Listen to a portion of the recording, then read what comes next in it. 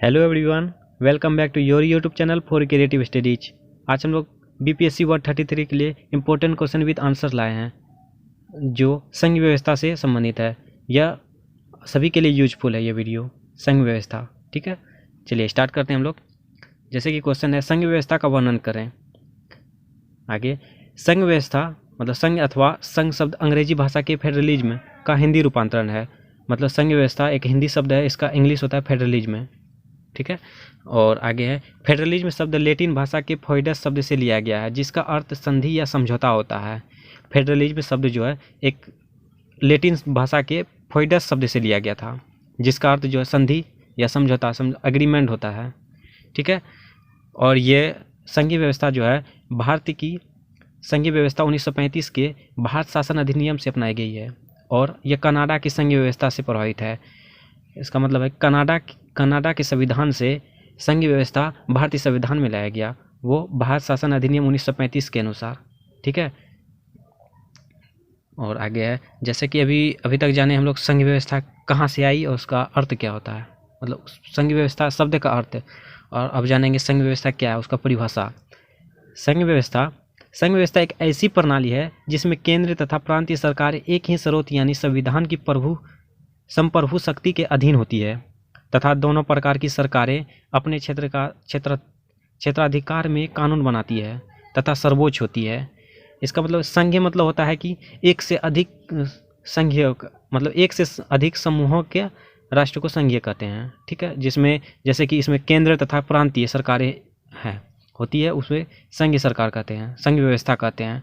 ठीक है, और आगे है, जैसे कि दोनों प्रकार की सरकारें, जैसे मतलब दोनों सरकारें मतलब केंद्र सरकार और प्रांतीय सरकार के क्षेत्र के अनुसार मतलब कानून बनाती है। जैसे अभी हाल फिलहाल में कोरोना वायरस का प्रकोप है, उसमें भी देखा गया है स्टार्टिंग में केंद्र सरकार के अनुसार चल रहा था भारत देश, जैसे कि प्रधानमंत्री मोदी के अनुसार कब लॉकडाउन लगाया जाएगा कब नहीं। अब धीरे धीरे अब राज्य सरकार पर कर दिया गया कि अपने अनुसार मतलब कोई भी स्टेट के गवर्नमेंट मतलब सीएम अपने अनुसार अपने कोई भी शासन कर सकती है, कब लगाए, कर्फ्यू लगाए या लॉकडाउन कुछ भी अपने राज्य के अनुसार। ऐसी व्यवस्था को ही संघीय व्यवस्था कहा जाता है जिसमें दोनों प्रकार की सरकारें की छूट होती है, कोई भी शासन लागू कर सकते हैं सिचुएशन के अनुसार। ठीक है, चलिए आगे चलते हैं हम लोग। भारत के संविधान का अनुच्छेद 1 तथा अनुच्छेद 246 मतलब इसमें शक्ति विभाजन भारत में संघीय व्यवस्था की स्थापना का आधार प्रस्तुत करते हैं। और अब अगर कहीं पूछा जाए कि संघीय व्यवस्था के बारे में कहाँ पर चर्चा है, तो आप कह सकते हैं भारत के संविधान के अनुच्छेद 1 तथा 246 में लिखित है। ठीक है, और आगे है, संविधान के अनुच्छेद 1 के अनुसार भारत अर्थात इंडिया राज्यों का एक संघ होता है। संविधान के अनुसार जो है अनुच्छेद 1 में यह निहित है कि भारत एक राज्यों का संघ है। ठीक है, और आगे चलते हैं। भारतीय संविधान में संघ के लिए यूनियन शब्द अपनाया गया, ना कि फेडरलिज्म। इसका मतलब है कि भारतीय संविधान को में जो है भारत के लिए संघ यानी यूनियन शब्द को अपनाया गया, फेडरलिज्म नहीं। फेडरलिज्म मतलब हो जाएगा फोइडस, जो लैटिन शब्द था। फोइडस लैटिन शब्द जो था उसका अर्थ हो जाएगा क्या, संधि या समझौता मतलब एग्रीमेंट। भारत में संघ व्यवस्था के लिए कोई भी समझौता नहीं था कि एग्रीमेंट जब चाहे संघ में रहें और अपने मन से कभी बाहर निकल सकते हैं, ऐसा कुछ नहीं था, जैसे कि आगे बताया गया है। इसके दो अर्थ हैं, पहला भारतीय राज्यों के साथ कोई समझौता नहीं है। ठीक है, और दूसरा है राज्यों को संघ से अलग होने का अधिकार नहीं है, जैसे कि अभी बताए थे। ठीक है, आगे चलते हम लोग। इस प्रकार भारत की संघीय व्यवस्था अमेरिका की संघीय व्यवस्था के विपरीत है और कनाडा के संघीय मॉडल के करीब है, जहां राज्यों को संघ से अलग होने का अधिकार नहीं है। यह संघीय व्यवस्था जो है, जैसा कि पहले बताए थे, संघ व्यवस्था कनाडा के संविधान से लिया गया था, भारत अधिनियम 1935 ईस्वी में। ठीक है, और अमेरिका के संविधान में संघ व्यवस्था ऐसी व्यवस्था नहीं थी, वहाँ के राज्य अपने मन से संघ को छोड़ सकता है, इसलिए लिखे अमेरिका संघ व्यवस्था के विपरीत है। ठीक है, चलिए आगे। भारत की संघ व्यवस्था की दूसरी विशेषता यह है कि इसमें संघात्मक तथा एकात्मक दोनों व्यवस्थाएं के लक्षण पाए जाते हैं। हाँ, जैसे कि अभी हाल फिलहाल में तुरंत अभी बताए थे कोरोना वायरस का उदाहरण लेके। स्टार्टिंग में जब कोरोना वायरस आया था तभी पूरे भारत में एक तरह के शासन चालू थे, उसे संघात्मक व्यवस्था कह सकते हैं। और अभी जो चल रही है, जैसे कि स्टेट पर अभी कोई भी राज्य सरकार लॉकडाउन लगा सकता है, अभी राज्य सरकार पर शासन के अनुसार चल रहा है, ठीक है, उसी को एकात्मक हो गया। ऐसे ही भारत में संघीय व्यवस्था के लिए एकात्मक और संघात्मक दोनों प्रकार की व्यवस्थाएं हैं, ठीक है। और सामान्य परिस्थितियों में भारतीय राज्य व्यवस्था संघीय मॉडल के अंतर्गत कार्य करती है, जबकि आपातकालीन परिस्थितियों में भारत की संघीय व्यवस्था एकात्मक स्वरूप धारण कर लेती है।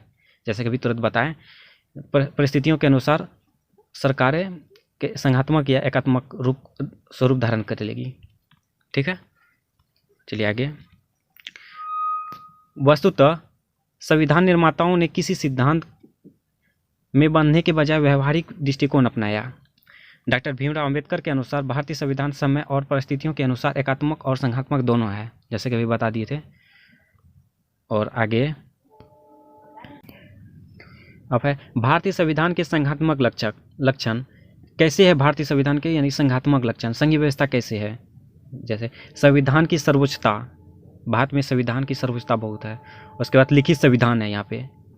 और संविधान संशोधन की कठोर एवं लचीली प्रक्रिया, केंद्र एवं राज्यों के बीच शक्तियों का विभाजन, और है स्वतंत्र तथा निष्पक्ष न्यायपालिका, ठीक है।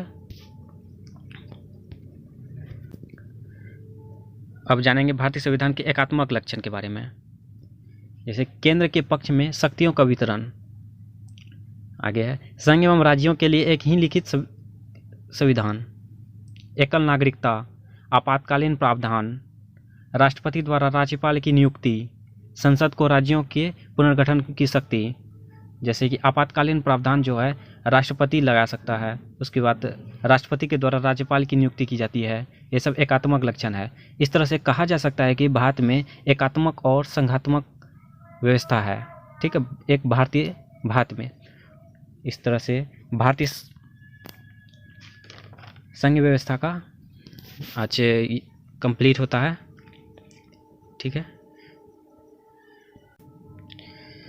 और इस तरह से आज के लिए इतना ही। आज एक क्वेश्चन को कंप्लीट किए संघ व्यवस्था के बारे में। आप लोग जुड़े रहें और भी रेगुलर वीडियो जाएगी। और अभी तक जो भी चैनल को सब्सक्राइब नहीं किए, प्लीज़ चैनल को सब्सक्राइब कर लीजिए। वीडियो पसंद आया तो लाइक कर लीजिए और कमेंट के माध्यम से ज़रूर बताएं, ठीक है। और अपने दोस्तों के साथ शेयर ज़रूर कीजिए। और डिस्क्रिप्शन बॉक्स में टेलीग्राम चैनल का लिंक दिया हुआ है, अब जाके उसमें ज्वाइन हो जाइए, ठीक है। चलिए मिलते हैं आप नेक्स्ट वीडियो में। Thank you so much.